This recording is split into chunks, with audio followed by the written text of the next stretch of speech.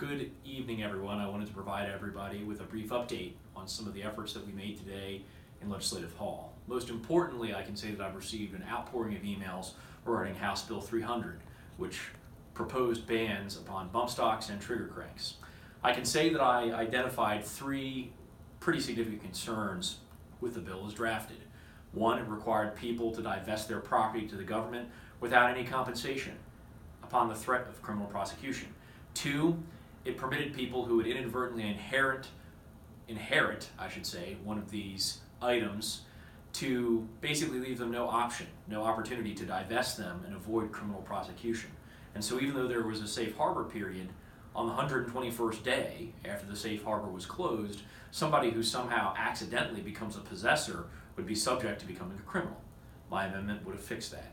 Third and finally, there was a concern regarding the question of just people not having any idea what a bump stock or more importantly a trigger crank is. And I'd commend you to take up a Google search and look at images of trigger cranks to see that it's just not clear at all why they would be illegal unless you have specific experience with those items. And so there are pitfalls there for the unwary, for the unknowing, and I simply wanted to avoid folks who are not desirous of breaking the law from becoming sort of like surprise felons or surprise criminals because of falling afoul of this legislation.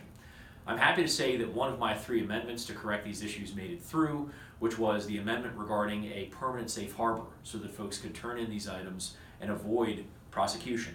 I'm also happy to say that multiple of my colleagues across the aisle worked with me to make certain that we would take immediate action to address this significant concern along the takings issue. And it's only because of their assurances to me that we would work to solve that problem that I felt that I could vote to avoid what we've seen use the devastating effect, which is the possession and transfer of items that are used to convert semi-automatic firearms into automatic firearms. Let's be honest, nobody believes that having such power and ability, which already violates clear restrictions in our law regarding the possession of automatic firearms in Delaware, nobody believes that they should be allowed to be possessed and misused in a civilized and just society.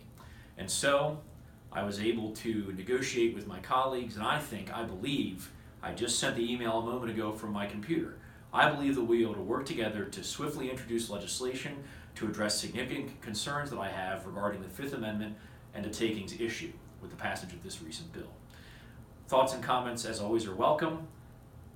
I'll just close with noting that I continue to be distinctly honored and humbled to have the chance to work in this building on your behalf so that whatever legislation is proposed can not only be fair and ultimately, hopefully, constitutional, I should say necessarily constitutional, but that when we can't quite get there, we have a commitment to work on those issues and bring about the type of solutions that Delaware deserves, which I think is the only way to get to the very best public policy solutions for our fellow Delawareans. Thank you and have a good evening.